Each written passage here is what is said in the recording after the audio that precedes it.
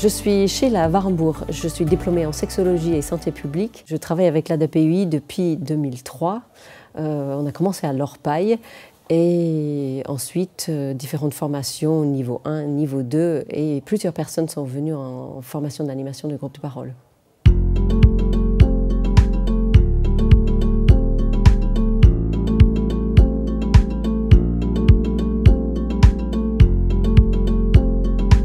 Est-ce que vous êtes un garçon ou une fille?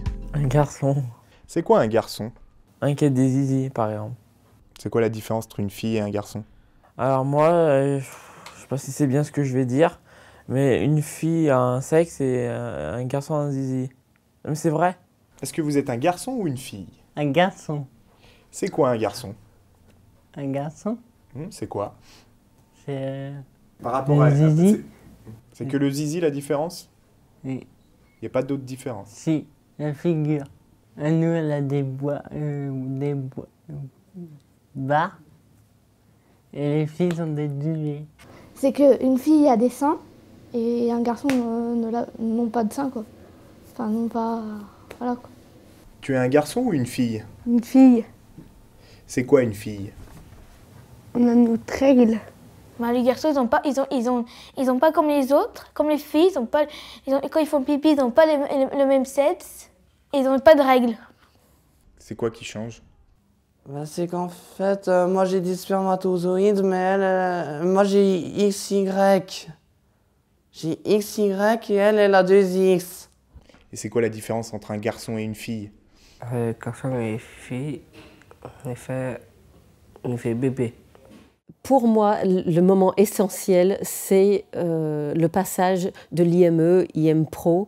Quand un enfant arrive dans un établissement, en tant qu'enfant, il va grandir, il va passer un certain nombre d'années dans la même structure. Il n'y a pas des mêmes rites de passage que pour un enfant ordinaire. Donc le travail éducatif qui va faire l'enfant au fil de la vie dans la structure IME est très important pour lui parce que c'est des apprentissages sur son corps, le fonctionnement de son corps, le corps de l'autre, le fonctionnement du corps de l'autre, ses sentiments, qu'est-ce qu'il vit, qu'est-ce qu'il ressent. C'est l'occasion à l'IME. La poitrine. Voilà, on voit la poitrine.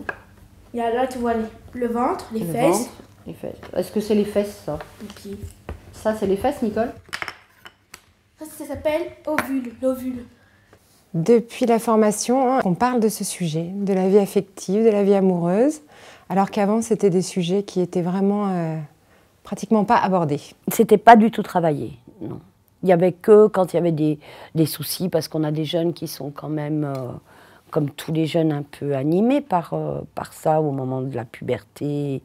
Bon, on a eu, quand il y avait des bisous dans les coins, là, bon, on arrivait à l'aborder, mais sinon, c'était pas travailler avec les enfants. Je faisais partie des personnes qui avaient quelques inquiétudes.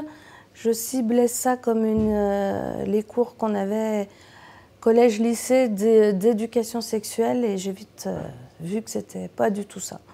Donc j'ai été très vite rassurée. Nous-mêmes professionnels, on était un peu mal à l'aise de savoir jusqu'où on pouvait aller dans ce sujet-là. Et en fait, on s'aperçoit qu'on peut parler de tout.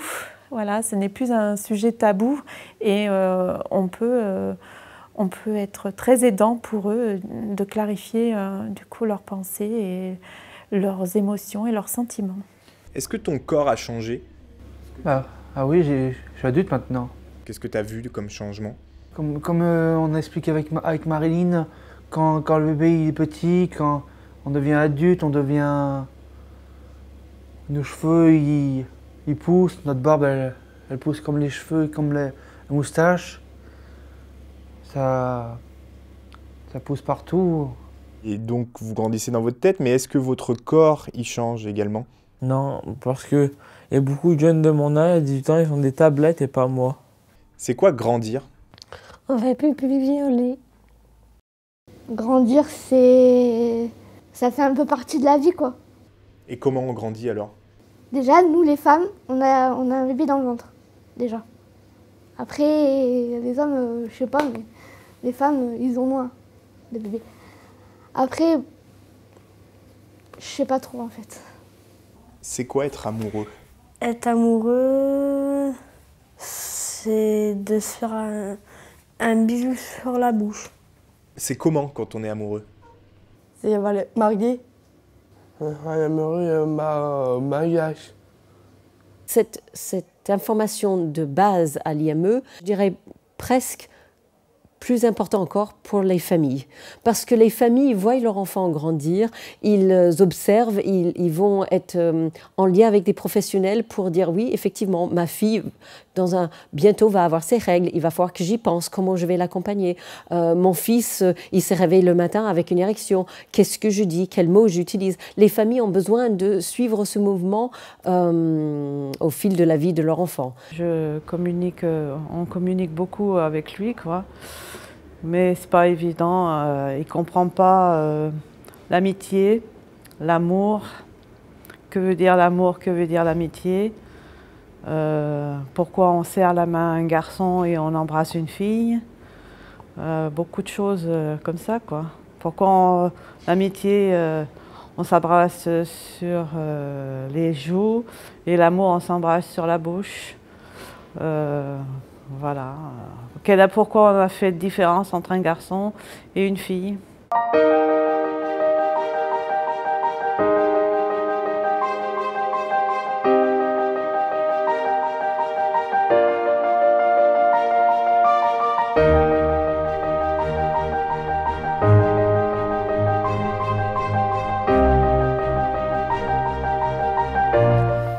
Dans une structure comme un foyer d'accueil médicalisé ou MAS, on accompagne les personnes vraiment dans tous les gestes de la vie quotidienne. Donc des professionnels sont très sollicités dans les bains, dans les douches, dans l'échange. Il y a une grande proximité.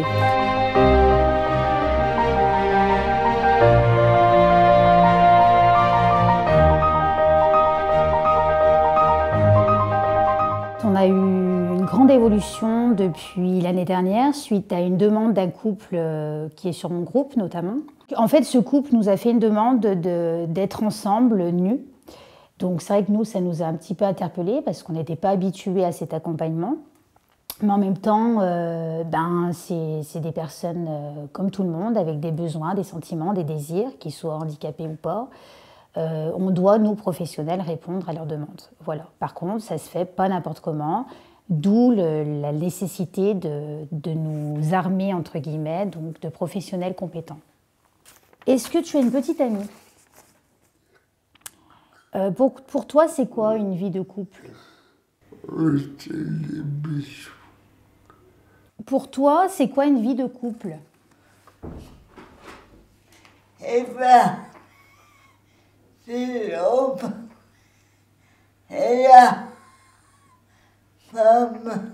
Et c'est comment vivre en couple pour toi? Déjà d'une, c'est déjà voir si la copine elle veut. Et de deux, c'est savoir si elle est d'accord ou pas. Pour répondre à leurs demandes, donc l'équipe s'est longuement questionnée sur un lieu adapté, sans que nous, professionnels, nous fassions mal au dos, pour qu'eux aussi soient à l'aise dans leurs demandes et dans leur installation. Donc du coup, on a actuellement la salle Snows-Hélène qui est à côté, qui permet de répondre à leurs besoins. Toutefois, on reste toujours dans un questionnement pour améliorer l'espace. Effectivement, peut-être que leur chambre peut être plus adapté pour eux. C'est un grand questionnement de la part des professionnels de comment est-ce qu'on va amener les deux personnes, on va les déshabiller, on va les installer et on va s'éclipser pour leur laisser ce temps en privé. Ils peuvent peut-être nous appeler s'ils ont besoin d'aide. Ça demande aux professionnels d'être clairs par rapport à leur positionnement, d'avoir une direction qui leur soutient dans cette démarche.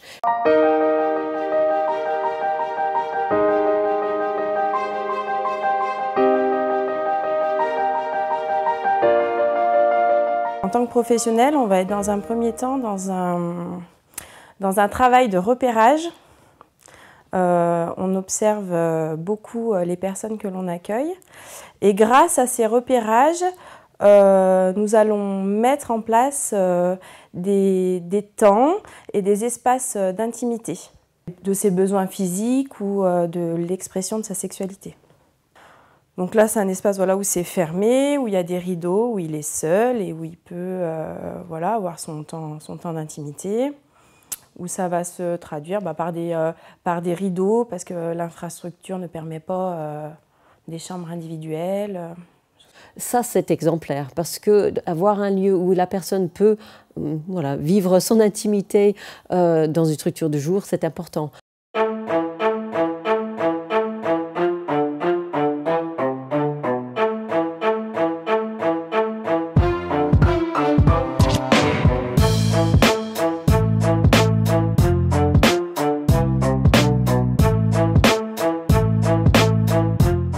Est-ce que vous avez une petite amie? Oui, elle s'appelle Christine. C'est quoi pour vous une vie en couple? Ça veut dire quoi être un couple? On est non amoureux. André, est-ce que vous avez une petite amie? Oui? Qui c'est? Comment elle s'appelle? Michel. Et vous, Michel? Vous avez un petit ami? Oui, c'est mon chéri. Qui c'est votre chéri? André. André. Christiane, est-ce que tu as un petit ami? Oui. Qui s'appelle? Roger. Et qui est? Où? Juste à côté. Ah, ok. Roger, t'as une petite amie, toi? Oui. C'est qui? Christiane. Parce qu'elle n'habite pas ici, hein, c'est ça? Non, elle habite au Jarézio.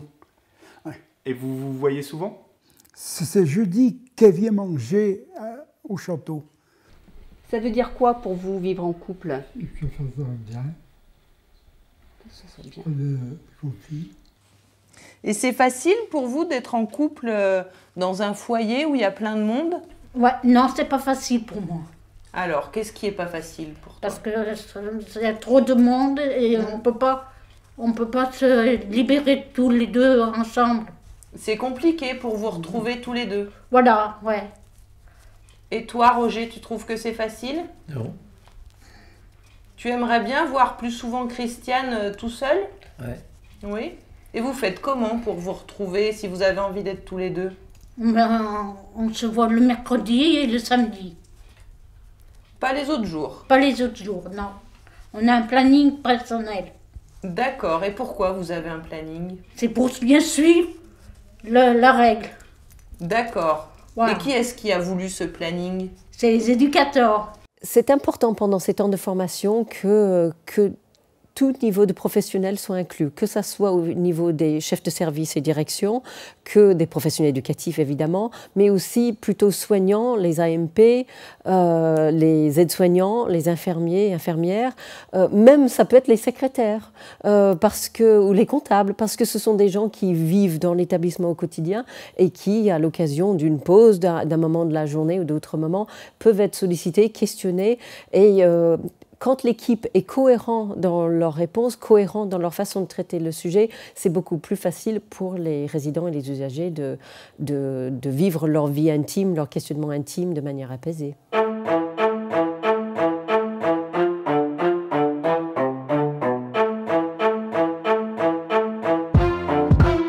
Pour vous, c'est quoi une vie de couple?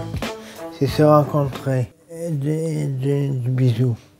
J'ai une copine, elle s'appelle Myriam Karl. Comment ça se passe, la vie de couple? Qu'est-ce que vous faites avec elle? Avec elle, je couche avec elle. Des fois, je mange au groupe B. Comment ça se passe, la vie en couple, quand on habite dans un foyer? Moi, j'ai un planning et je la vois tous les 15 jours, je la vois. Qu'est-ce que vous faites avec lui? On bavarde. Et je l'invite de temps en temps dans ma chambre à manger. Pour les repas, je fais mon repas, je prépare mon plateau et tout ça, puis je mange ici avec lui. Et ça, c'est bien, c'est un plus? Ouais, oui. Parce que sinon, vous mangez... Dans le groupe, ouais. Et quand on est en couple, on mange dans la chambre. On peut avoir une vie de couple presque normale, je pense, dans un foyer, oui. Alors parfois, après ça dépend des couples, ça dépend des personnes. On en a certains qui ont besoin d'être un peu plus accompagnés que d'autres, parfois des mises en place de planning pour se recevoir, pour passer des nuits ensemble, pour manger ensemble. Et quand vous dormez ensemble, il n'y a pas d'éducateur qui vient, qui passe Non, il y a un veilleur tous les heures. Qui passe? Oui. Sauf quand vous êtes tous les deux avec votre copine? Oui. Il vient pas là dans ces cas-là? Non, pas tout le temps. Vous avez des groupes de parole, non? C'est ça? Oui. Et qu'est-ce que vous leur dites aux éducateurs alors? Par exemple? On parle de sexe, un peu de tout, on parle. Vous avez appris beaucoup de choses? Ouais, beaucoup de choses, ouais. Qu'est-ce que vous avez appris? Ouais, comment faire l'amour, comment prénaître. Est-ce que vous en parlez avec d'autres personnes alors de votre couple? Aux éducateurs du foyer. Bah, je leur dis que je suis triste, quoi. Quand ça va pas, je vais les voir. Qu'est-ce qu'ils vous disent? Ils vous écoutent? Ils vous comprennent? Ils comprennent bien, oui. Alors ils vous donnent des conseils? Qu'est-ce qu'ils vous disent? Ils me disent le conseil de rester calme et puis faut être patience. Alors moi je fais partie des personnes qui sont au début des groupes de parole, donc j'ai été formé en 2005. On a de tout, on a des jours où ça peut être plus sexuel, des jours où on va parler plus bébé ou plus mariage. Ça peut arriver, ça vient parfois de ce qu'ils vivent eux-mêmes. Il suffit qu'il y en ait un qui ait quelqu'un dans sa famille qui se marie ou qui ait eu un heureux événement dans la famille. Alors il commence à en parler et souvent voilà, on part sur ce thème-là. Proposer un lieu de parole, ça permet aux personnes de explorer leur vie intime, grandir dans leurs pensées, apprendre des choses. Voilà. Et souvent, dans cet espace de parole, on n'est pas là pour les encourager à parler de telle ou telle chose, mais les thèmes viennent par des personnes et leurs intérêts, leurs envies de discussion. On a des outils comme des cassettes ou des films ou des photos ou une trousse avec plein de choses à l'intérieur comme des préservatifs ou des tampax ou voilà, tout ce qui est en lien avec l'intimité en fait. Et à ce moment-là, pendant ces groupes de parole, on pose ces objets autour des résidentes et on laisse parler les résidentes, savoir ce qu'elles en pensent, ce qu'elles peuvent dire, les questions qu'elles se posent. C'est aussi un lieu où on peut s'affirmer, de dire « moi je veux, je souhaite, j'ai envie, ça me fait peur, ça m'inquiète, j'ai besoin d'aide, où est-ce que je peux trouver de l'aide, comment est-ce que je peux en parler avec ma famille ou mes proches ». C'est une opportunité pour devenir plus autonome dans sa pensée. Je m'appelle Yves Desbarbouillés et je travaille à l'ESAD depuis 2006. Et j'ai 2 enfants, une fille de 13 ans et mon fils qui a fait sa dernière année de primaire à Rouen. Il y a des fois, oui, il y a toujours des doutes, savoir si on est un bon père, oui. Surtout quand je les vois pas, quoi. Je veux dire, quand je les ai pas tout le temps avec moi, est-ce que je suis un bon père? Ça vient régulièrement. Je me dis comment va se passer ce week-end. Des fois, il y a des petites appréhensions comme ça qui ne devraient pas avoir lieu, mais voilà, il y a toujours ce moment de doute, ce moment de flottement, mais après, j'essaie de pas en tenir compte et j'essaie de faire au mieux, toujours au mieux pour mes enfants. Ouais. Pour ceux qui choisissent d'aller vers la parentalité, ce qui est quand même souhaitable, c'est de le préparer en amont pour qu'ils puissent se dire « j'ai des compétences parentales, j'ai de l'amour à donner, par contre j'ai peut-être des endroits où j'aurais besoin d'aide, où j'aurais besoin d'accompagnement ». Donc plus on peut réfléchir en amont, plus on peut préparer l'arrivée de cet enfant. Il n'y a pas un parent parfait, donc accepter de ne pas être un parent parfait, mais s'entourer de personnes qui peuvent aider, auprès de qui on peut avoir du conseil ou qui peut intervenir quand ça va moins bien. Quand les personnes arrivent le matin en se sentant très mal, on prend un moment avec eux pour discuter de leurs problèmes et du coup voilà, les problèmes de famille reviennent régulièrement. Donc comme pour Yves, voilà, il venait le lundi matin très mal, on ne pouvait pas attaquer le travail dans des conditions comme ça. Donc on discutait avec lui et c'était ou parce qu'il n'avait pas eu la garde des enfants ou parce qu'il y avait eu un conflit avec ses enfants et il avait du mal à gérer. Donc voilà, on essayait de lui donner des conseils. Par contre, on avait fait un petit deal entre nous, c'était on prend 5-10 minutes le matin pour en parler et le reste de la journée, on oublie, on est au travail. Parce que sinon, le problème revenait toute la journée et on ne pouvait pas travailler avec lui.